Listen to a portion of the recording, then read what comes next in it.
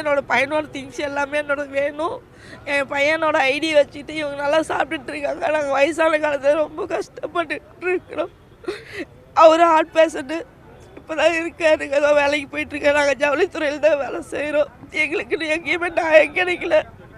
இங்கே வந்து நியாயம் கிடைக்கணும். நான் வந்திருக்கேன். எனக்கு நியாயம் கிடைக்கணும். என்னோட பையனோட திங்ஸு அவரோட பொருள் ஒரு பொருள் இல்லாமல் வந்து சேரணும்.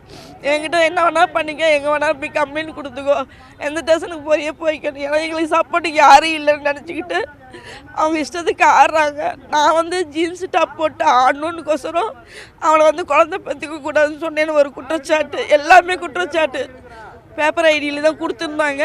இப்போ எல்லாமே எனக்கு எதுவுமே இல்லை. என் பையன் போயிட்டான், என் பையனே போயிட்டான், போயிட்டு போகுதுன்னு நினச்சேன். அந்த ஐடியிலேருந்து அசிங்கமாக வருது. அதெல்லாம் எங்களை வெளியில் நாங்கள் ஒர்க்குக்கு போகிற இடத்துல எங்களை கூப்பிட்டு கேட்குறாங்க. எங்களால் தலை நிமிர்ந்து நடக்க முடியலைங்க.